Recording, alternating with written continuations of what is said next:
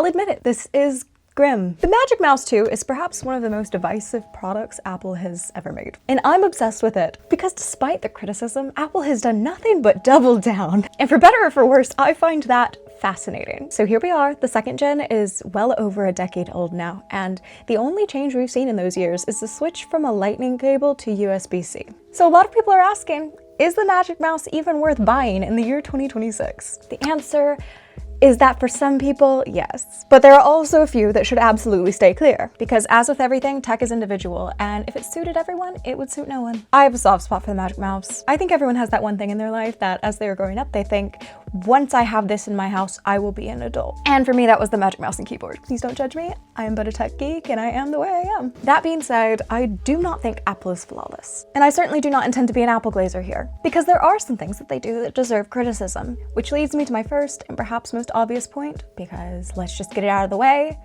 There are going to be a lot of people who disagree with me. The charging port. And I hate saying this.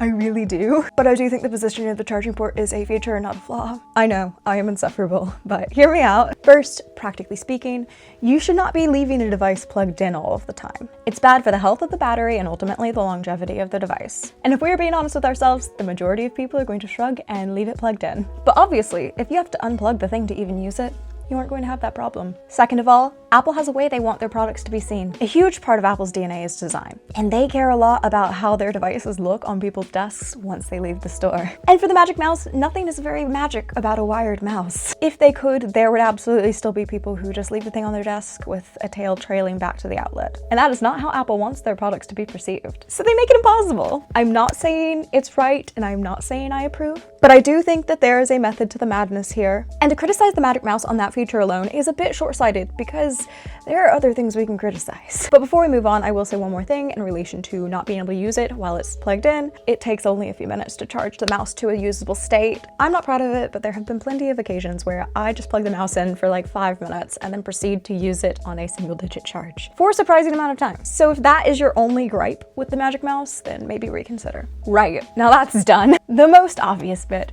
The ergonomics. If you're using your mouse for hours on end, like in creative work, this probably ain't it. It has sharp edges, does not conform to your hand one bit, and causes hand cramping in a lot of people. But if you're just gonna be using it casually, the Magic Mouse is just fine. If your day at the computer consists of just typing and scrolling, then you'll probably find it to be a pretty enjoyable experience. It's only when you're constantly gripping your mouse like you do in graphic design or gaming, that's where you'll run into problems and you might want to check out something else. But the one thing that Apple gets right here is that this mouse is a unique experience, because the Magic Mouse is trying to be two things. It wants to be both a mouse and a trackpad. And I would say it succeeds in that. There aren't really any other mice on the market that support multi-touch gestures in the way that Apple does with the Magic Mouse, at least not without additional software and workarounds. This also really comes into its own when paired with an iPad, because you can still broadly use the same gestures as you would on a touch display. I do think it's a great device when the right person owns it, because it absolutely is an experience, especially if you enjoy the tiny details that make Apple Apple. However, one big feature that it is missing is Force Touch. If you use a MacBook trackpad, you'll know the second click that you get when pressing down harder. The Magic Mouse doesn't have that. And most people probably won't miss it. But if you're someone like me who uses their MacBook as their main machine and then likes to get home and switch to their desk where they have a monitor and keyboard set up, you suddenly lose that feature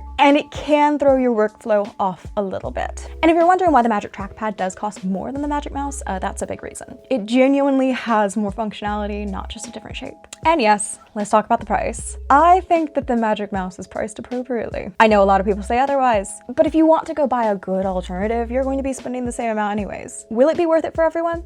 No, but I don't think it's unreasonable when marketed to the right consumer. Here in the UK, I can currently get the white one for just under £80, and the black one is, for whatever reason, a bit higher at under £100. What am I saying? That's a bit crazy. Don't spend 20 more on the black one. But £80 is not an absurd price to me. Keeping in mind that I do love a beautiful gadget. I'm vain. What can I say? So all of this considered, I think that even though there are definitely criticisms you can make regarding the Magic Mouse, it is not down to it being a bad device. It might just be a bad device for you. But like I said at the beginning, I do think this is one of the most interesting Apple products out there. And I could talk more about it, but I think this video might be already getting a bit long. Let's continue the conversation in the comments. I would love to hear what you think. Remember, if you liked this video at all and perhaps want to see more like it, do drop me a subscribe or a like. I would really appreciate it. See you later.